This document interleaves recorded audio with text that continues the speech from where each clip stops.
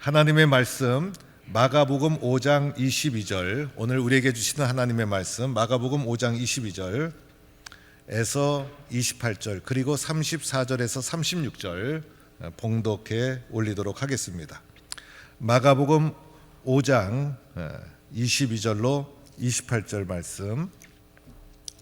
회당장 중에 하나인 야이로라 하는 이가 와서 예수를 보고 발 아래에 엎드리어 간곡히 구하여 이르되 내 어린 딸이 죽게 되었사오니 오셔서 그 위에 손을 얹으사 그로 구원을 받아 살게 하소서 하거늘 이에 그와 함께 가실새 큰 무리가 따라가며 애워싸 밀더라. 12해를 혈루증으로 알아온 한 여자가 있어 많은 의사에게 많은 괴로움을 받았고 가진 것도 다 허비하였으되 아무 효험이 없고 도리어 더 중하여 졌던 차에 예수의 소문을 듣고 무리 가운데 끼어 뒤로 와서 그의 옷에 손을 대니 이는 내가 그의 옷에만 손을 대어도 구원을 받으리라 생각함 일러라. 우리 34절에서 36절. 예수께서 이르시되 딸아 내 믿음이 너를 구원하였으니 평안히 가라. 내 병에서 놓여 건강할지어다. 아직 예수께서 말씀하실 때 해당장의 집에서 사람들이 와서 해당장에게 이르되 당신의 딸이 죽었나이다. 어찌하여 선생을 더 괴롭게 하나이까? 예수께서 그 하는 말을 곁에서 들으시고 해당장에게 이르시되 두려워하지 말고 믿기만 하라 하시고. 아멘. 할렐루야. 오늘 반갑습니다. 또 이렇게 주의 전에 함께 만나서 너무나 감사하고 일주일 동안 잘 지내셨는지요? 또 지금 교회력으로는 사순절 그리고 한 2주 후에는 고난주간 예수동행 기도회 모든 일정을 보시고 우리 은혜 받고 고난과 십자가를 많이 묵상하는 우리 시간이 될 수 있기를 바랍니다. 제가 나는 하고 선창하면 우리 하던 대로 외쳐주시기 바랍니다. 나는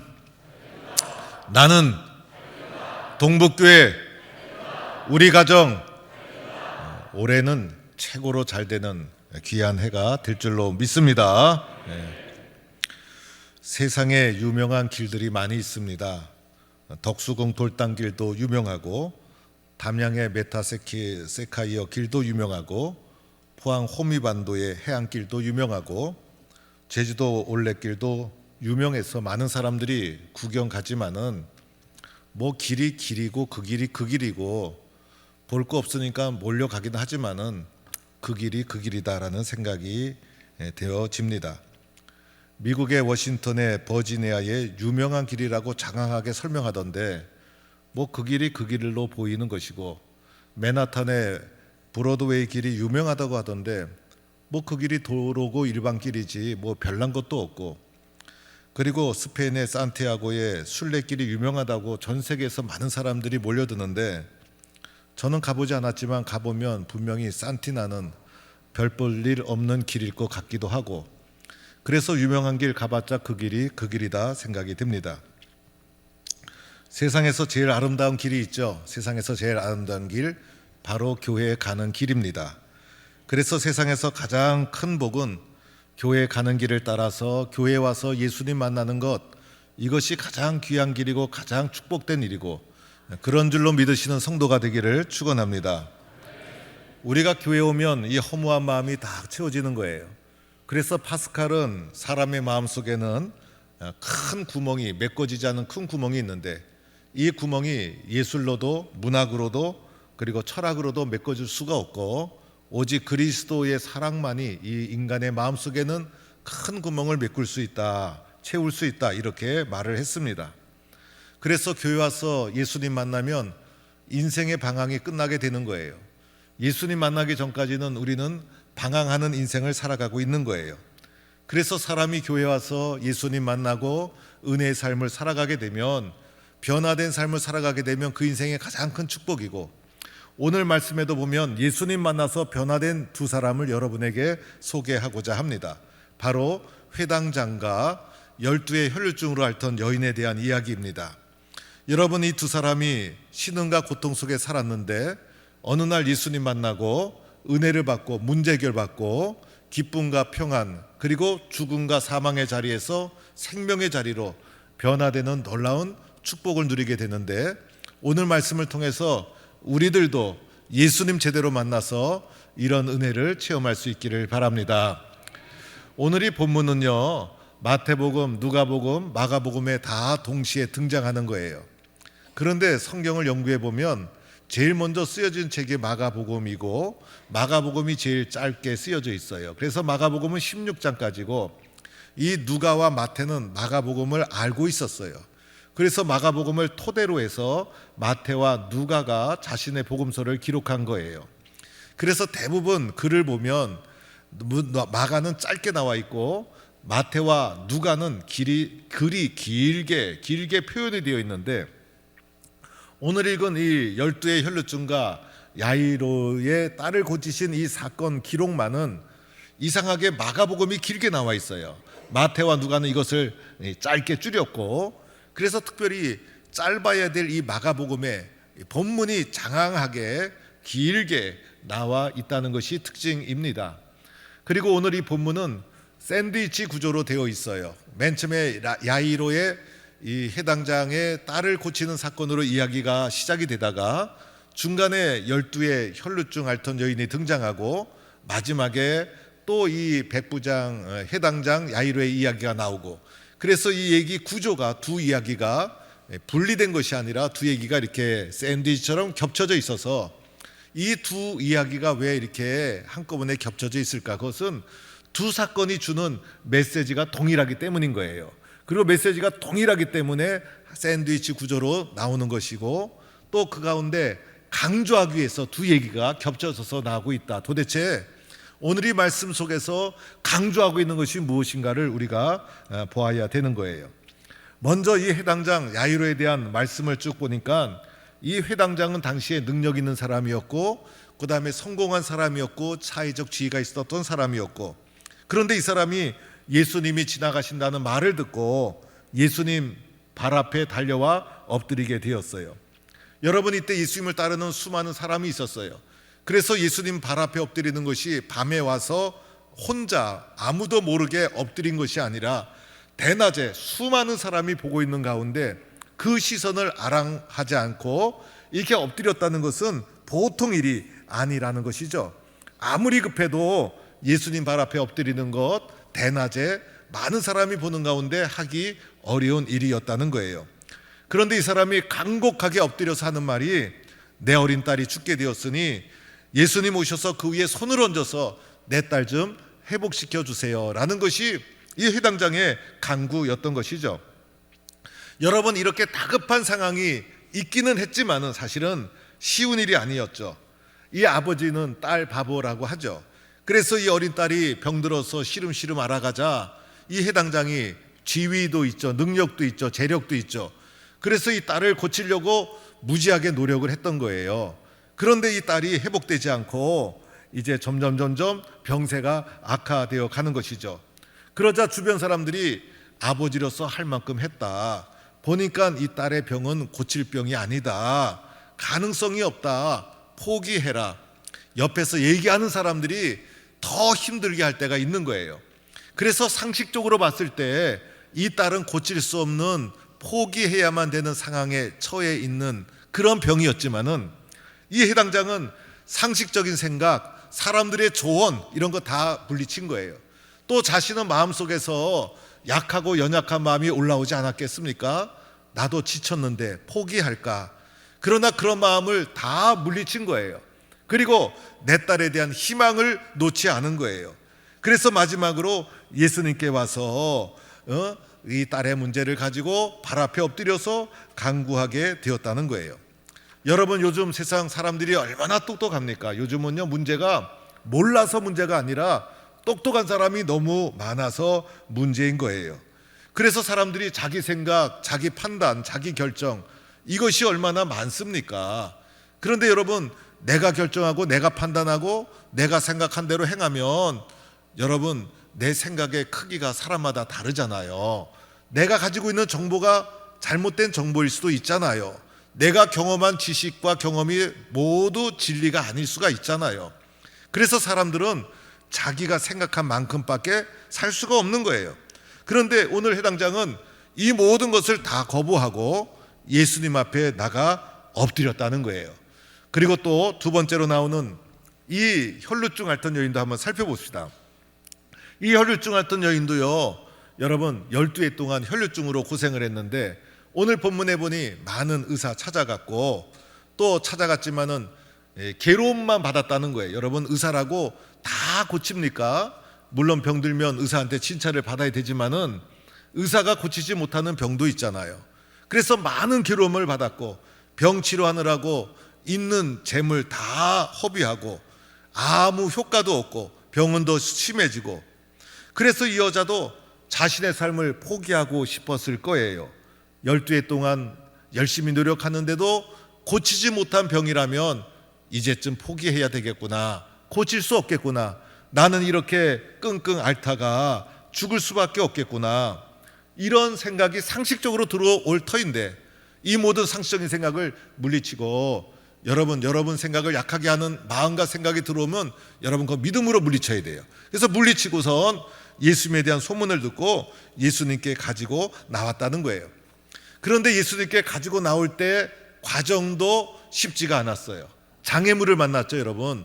그래서 이 장애물을 회당장도 만나고 12의 혈루증 어떤 여인도 만나고 우리도 만나는 거예요.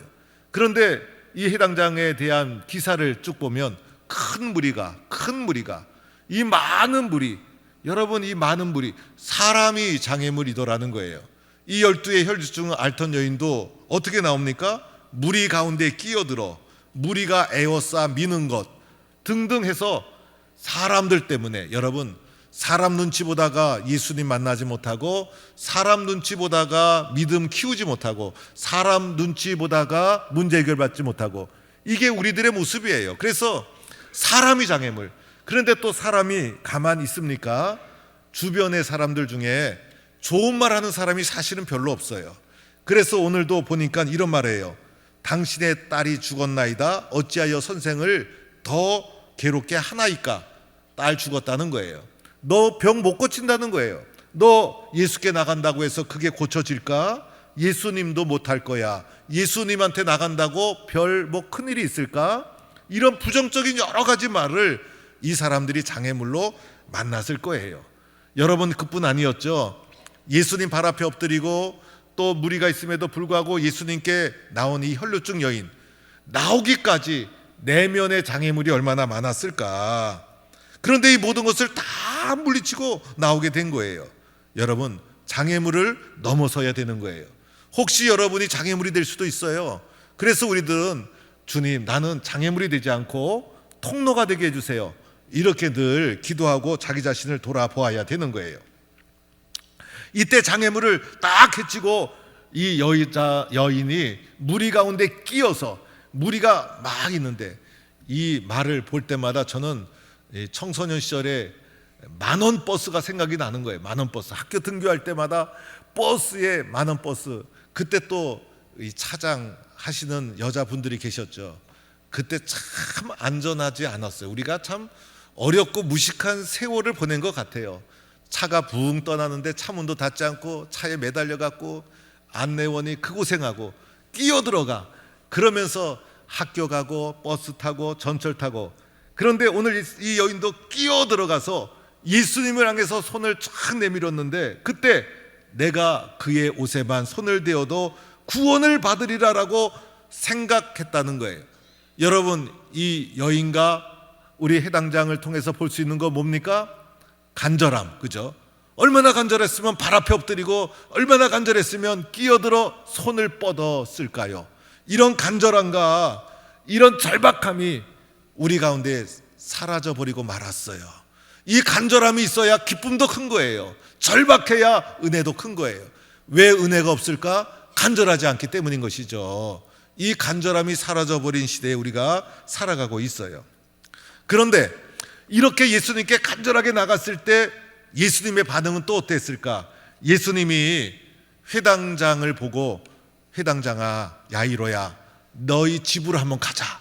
그래서 예수님은 회당장의 제안을 조건 없이 hon쾌하게 받아들여서 회당장을 따라서 이 회당장 야이로의 딸을 고쳐주러 집으로 가는 거예요.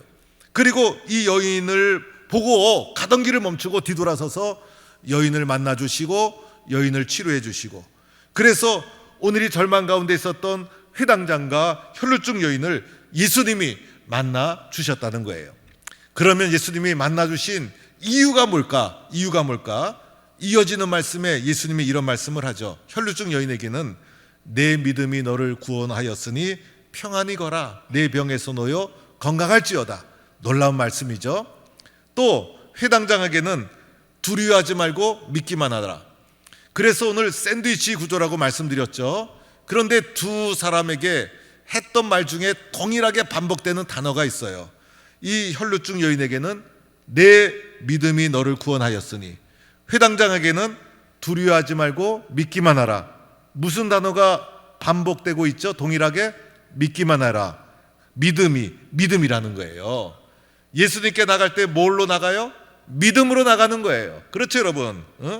예수님께는 믿음으로 나갈 때, 그래서 예수님이 그 믿음을 보시고 뒤를 돌아서셔서 가던 길을 멈추고 여인을 만나 주시고, 야이로의 요청을 오케이 수락하고 그 집까지 찾아가 주시고, 그래서 예수님께는 믿음으로 나가는 것이 우리들이 예수님을 향한 마음이요 자세요. 그럴 때 예수님은 우리를 만나 주신다는 거예요.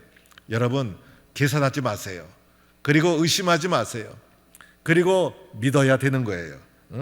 예수님을 믿어본 적 있습니까? 예수님을 믿는다는 것은 다 맡긴다는 거예요. 그 예수님을 만나는 방법은 믿는 길 외에는 없는 거예요, 여러분. 남편을 믿어야 되고, 아내를 믿어야 되고, 자식을 믿어야 되고, 부모를 믿어야 되고, 형제를 믿어야 되고, 또 성도를 믿어야 되고, 주의 종을 믿어야 되고, 사랑하는 사람을 믿어야 되고, 믿어야 마음이 편하고, 믿어야 문제 해결되고, 그죠? 믿어야 뭔가가 사건이 일어나는데, 예수님께 나가는 것도 믿어야 관계가 형성되고, 믿어야 은혜를 받게 되는 것이고, 믿어야 문제가 해결되는 줄로 믿습니다. 이렇게 믿음의 결과가 있죠. 결과. 그의 혈루 근원이 곧 마름에 병이 나은 줄을 몸에 깨달으니라. 놀라운 일이죠, 여러분. 그래서 평안히 가라. 내 병에서 놓여 건강할지어다.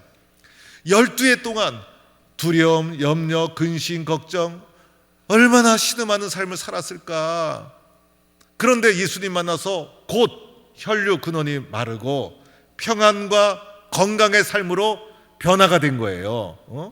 또 이 회당장은 달리다쿰 소녀야 일어나라. 병들어서 죽음의 자리에, 그리고 절망의 자리에 누워있던 아이가 일어나 생명의 자리로 나아가는 놀라운 역사가 일어나게 된 거예요.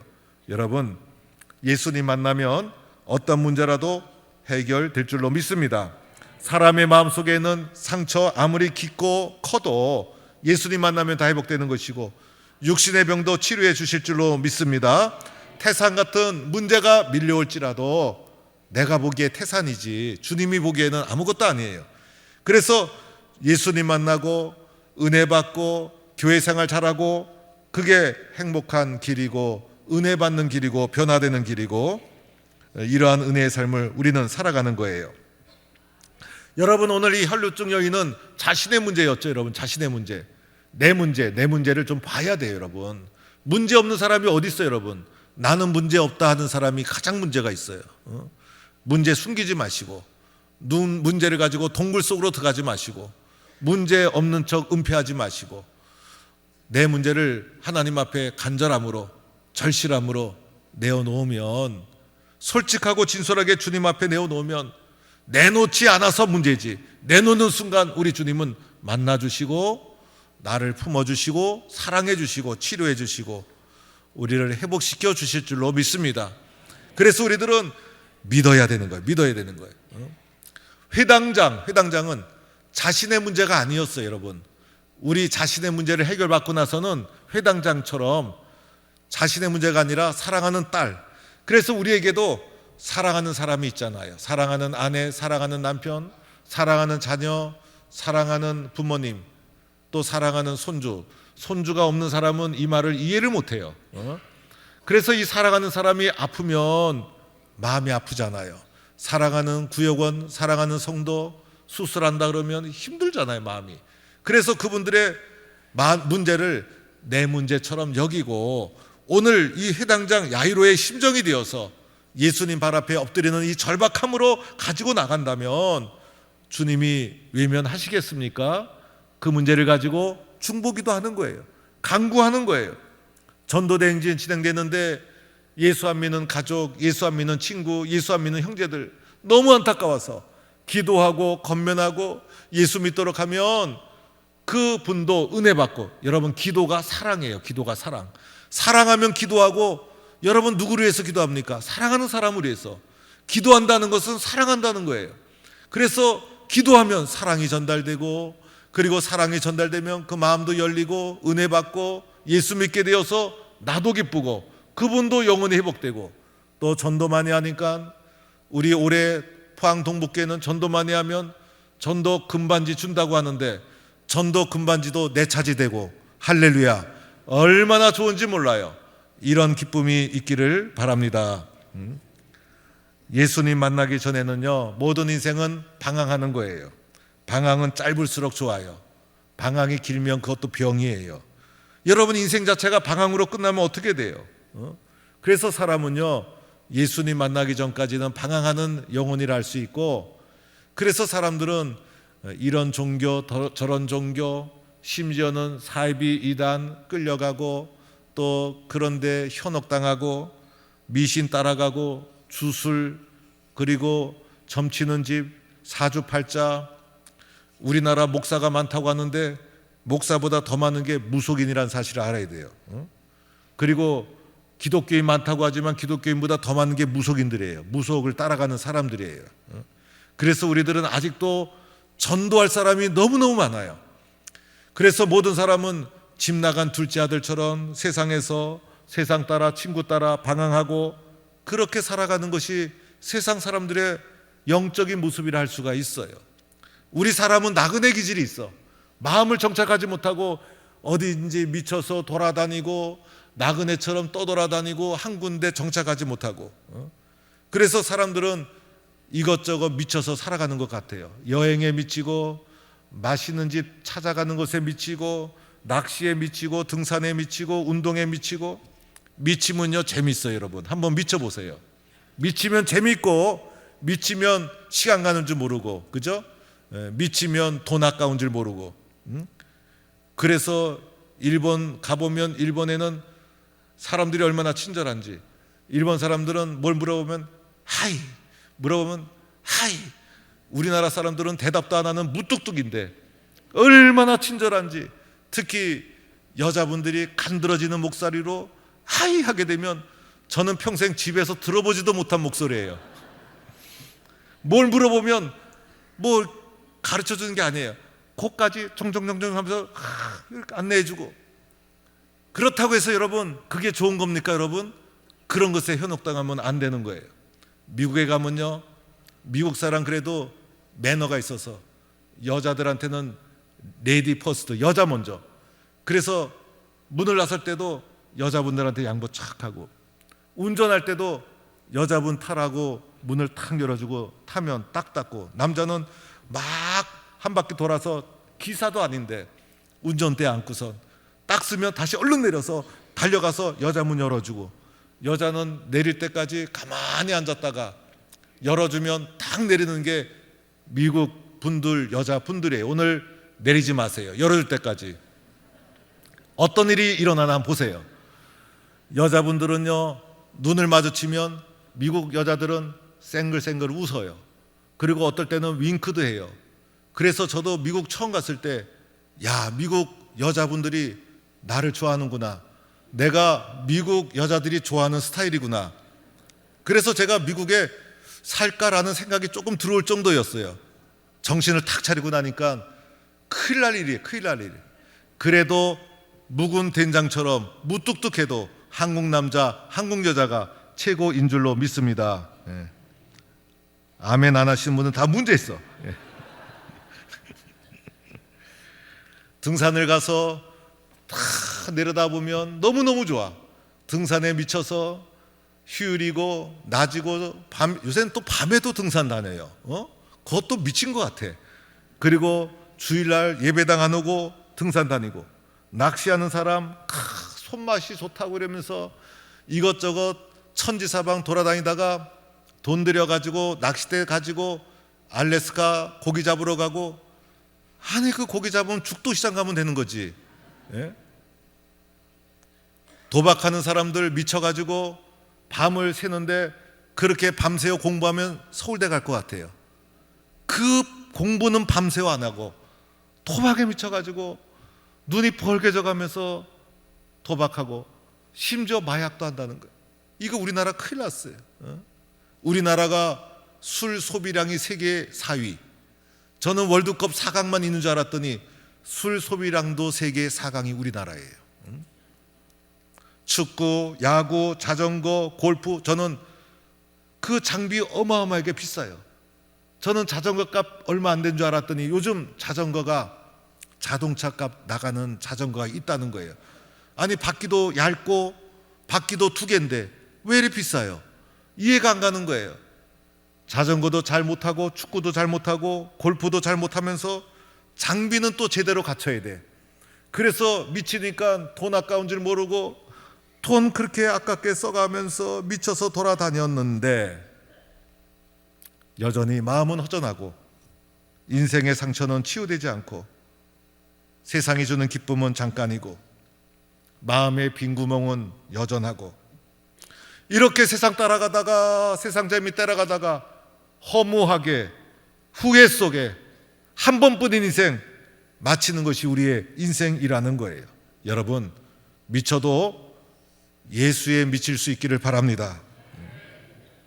그래서 모든 인생들은 예수님께 나와서 예수님 만나야 되는 거예요. 여러분 예수님 만나는데 뭐 대리석이나 백항목으로 엄청난, 그리고 예수님 만나는데 돈을 들여가서 엄청난 장비가 필요하고 그런 거 있습니까? 예수님 만난 데는 믿기만 하면 되는 거예요. 간절함으로 주님 도와주세요. 나를 불쌍히 여겨주세요. 내 인생을 해결해 주세요. 주님 앞에 엎드리면 주님이 나를 도와주시고 붙잡아 주실 줄로 믿습니다. 어느 구두닦이가 가난에서 벗어나기 위해서 복권을 매일 샀다는 거예요. 복권을 매일 사던 어느 날 드디어 1등에 당첨이 되었어요. 그래서 이 구두닦이가 야 됐다, 내 인생도 해뜰 날이 왔구나, 지긋지긋한 가난에서 벗어나게 됐구나, 너무너무 기뻐서 한강으로 달려가서 지긋지긋한 구두통을 흘러가는 한강 위에다 냅다 집어던지고 은행으로 달려가서 복권을 딱 내밀고 1등 당첨금을 받으려는 순간에 아무리 찾아도 복권이 없더라는 거예요. 어디 갔을까? 아까 냅다 집어던진 구두통 안에 복권이 있었던 것이었습니다. 여러분, 어려울 때 예수 찾고 문제 해결되면 예수 잊어버리고, 시험 보기 전에 기도하고 시험 끝나면 잊어버리고, 사업과 인생에 어려움이 있고 병들고 그러면 주님 도와주세요, 그리고 회복되면 다 잊어버리고, 이제 됐구나 하는 생각이 있으면 안 되는 거예요. 이제 됐다 하면 안 되는 거예요. 사람의 마음은 금방 식어져요. 잘 됐던, 회복됐던, 문제 해결됐던, 예수 믿은 지 오래되었던 관계없이 우리는 이제 됐다가 없어요.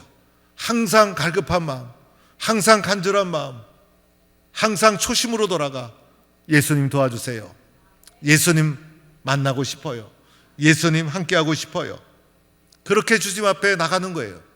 그러면 주님이 달리 닦음 소녀야 일어나라, 그리고 주님이 따라 내 믿음이 너를 구원하였으니 평안히 가라, 은혜의 말을 듣게 될 줄로 믿습니다.